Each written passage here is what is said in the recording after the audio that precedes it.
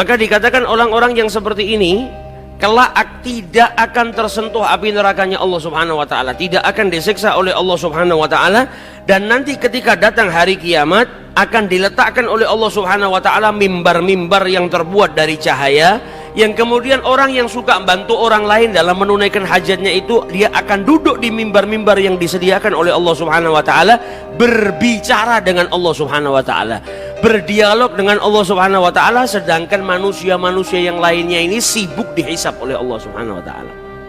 Nah, ini keutamaan bagi mereka yang suka menolong hajatnya orang lain.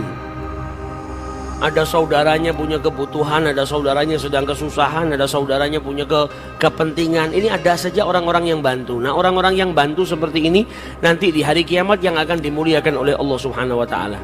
Seluruh manusia dihisap, dia diletakkan oleh Allah Subhanahu wa taala di mimbar-mimbar yang terbuat dari cahaya, berdialog, berbicara dengan Allah.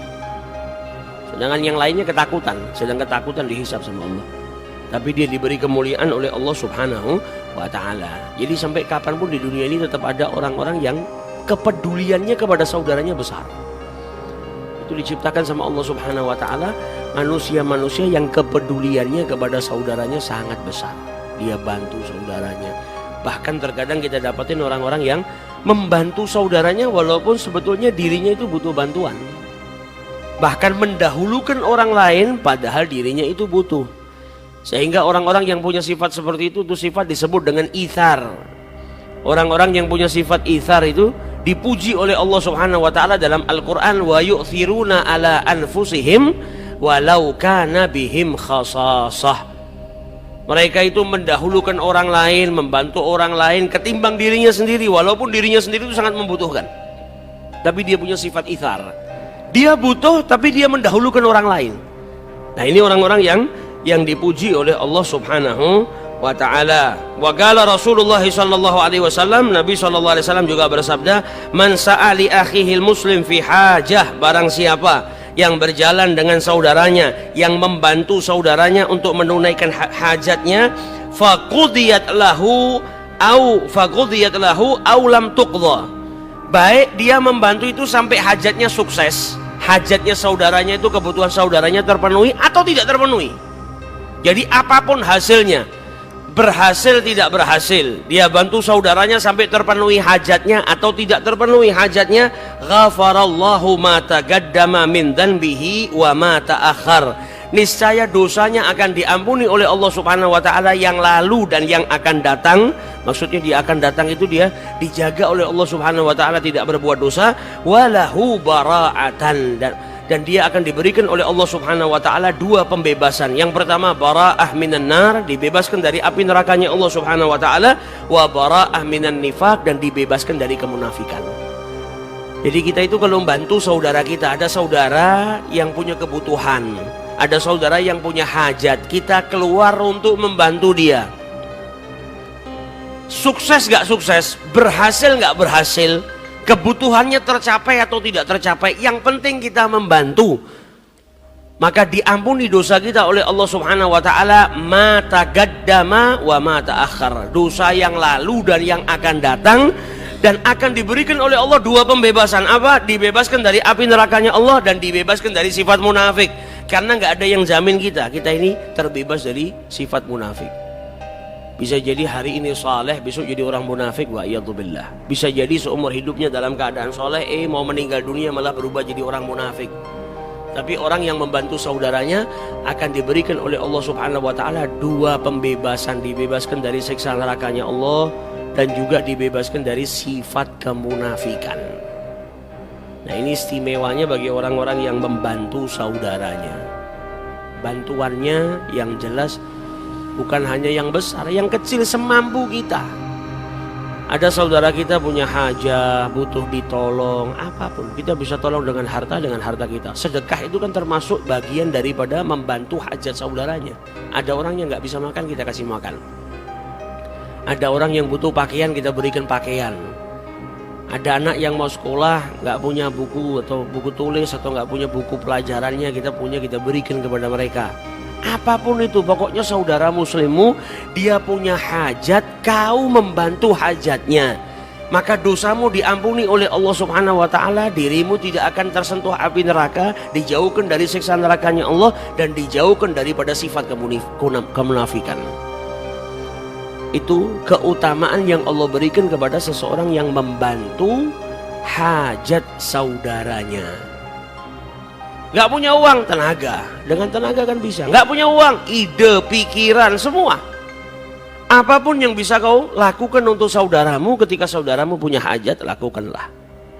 Misal kampung kita, tetangga kita ada punya anak, dia mau nikahkan anaknya. Kita gak bisa nyumbang, gak bisa bantu dengan material, bantu dengan tenaga. Karena tetangga kita juga butuh tenaga. Butuh orang yang rewang-rewang, yang bantu-bantu. Jadi apapun yang kita lakukan untuk saudara kita, menunaikan hajatnya, tuqdha aulam tuqdha, tuntas masalahnya, hajatnya, dapat hajatnya, sukses hajatnya atau tidak. Jadi yang dilihat sama Allah Subhanahu wa taala bukan hasilnya, bukan kau diperintahkan bantu saudaramu sampai sukses sampai berhasil, tidak. Kau bantu sukses tidak sukses itu tangannya Allah Subhanahu wa taala, berhasil tidak berhasil itu tangannya Allah taala. Yang dilihat sama Allah apa? Perjuanganmu untuk saudaramu, kepedulianmu untuk saudaramu.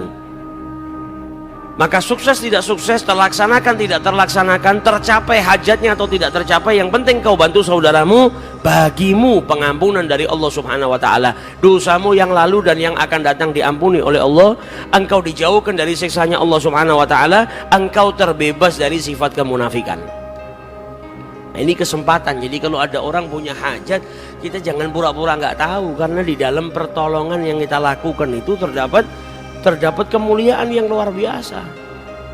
Dan pada pembahasan yang lalu kita sudah bahas kama tadi nutudan, apa yang kita lakukan itu nanti akan kembali kepada kita. Kita suka nolong orang, nanti ketika kita susah ada orang yang nolong kita. Kita bantu orang yang kelaparan dengan memberikan makan, maka kita pun akan mendapatkan bantuan di saat kita lapar. Apapun yang kita lakukan akan diganjar oleh Allah Subhanahu wa taala. Ada orang butuh hajat, butuh uang, nggak punya, kita kasih sedekah. Harta yang disedekahkan tidak akan berkurang, melainkan bertambah. Termasuk daripada membantu hajat sesama itu juga bersedekah. Dan sedekah ini keutamaan yang luar biasa. Orang yang sedekah itu dapat banyak fadilah. Yang pertama, dapat fadilahnya menunaikan hajat saudaranya, bantu menunaikan hajat. Yang kedua, ada fadilah sedekahnya. Dan sedekah punya keutamaan yang luar biasa. Yang beberapa bab yang lalu pernah kita kaji, bagaimana keutamaan orang yang suka bersedekah. Sampai beberapa waktu yang lalu saya pernah baca kejadian nyata. Ada seorang wanita di Riau, tinggal di Riau, dia orang kaya. Kemudian divonis sama dokter kena kanker darah. Jadi terkena penyakit kanker darah. Maka butuh perawatan yang luar biasa. Maka wanita jadi karena sudah tua, penyakitnya juga penyakit serius, dia pakai pembantu di rumahnya yang bantu dia keseharian, nyiapkan obatnya, nyiapkan makan, minum. Maka dia sewa seseorang yang bekerja merawat dirinya, orang Indonesia. Orang Indonesia ini bekerja tiap hari menyediakan obat, ngerawat si wanita tua tadi karena dalam keadaan sakit. Tapi si pemilik rumah ini, majikan ini, selalu dapetin orang yang bantu dia ini, orang Indonesia ini suka masuk ke kamar mandi. Terus kalau masuk ke kamar mandi lama. Jadi normalnya orang biasanya ada ke belakang, buang air kecil, buang air besar. Biasanya kalau sehari mungkin 4-5 kali. Ini wanita lebih sering daripada itu, beberapa jam sekali masuk kamar mandi. Kalau sudah di kamar mandi lama. Sampai akhirnya dia panggil itu wanita tadi. Saya ini suka ngeliatin Anda dalam sehari itu sering mondar-mandir masuk kamar mandi. Sudah gitu kalau di kamar mandi lama. Kenapa? Wanita ini nggak nuntut. Kau harusnya kerja, lebih fokus ke pekerjaanmu. Dia cuma tanya, kenapa kok kau sering mondar-mandir masuk kamar mandi, dan kalau di kamar mandi lama? Maka wanita ini malah menangis ketika ditanya. Kemudian dia cerita, sebetulnya 2 bulan yang lalu saya baru melahirkan seorang anak. Saya ini pengantin baru, kemudian saya baru punya anak. Tapi karena keadaan ekonomi kami yang buruk, ketika ada panggilan pekerjaan di sini, maka saya langsung daftar dan saya berangkat. Namanya seorang ibu pasti ada kangennya, ada rindunya kepada anak yang 2 bulan, usianya masih 2 bulan sudah ditinggal.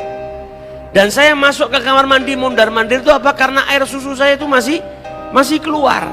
Dan karena tidak diminum oleh bayi maka kenceng yang luar biasa. Maka saya masuk kamar mandi mengeluarkan air susu saya supaya tidak rasa sakit di dada saya ini.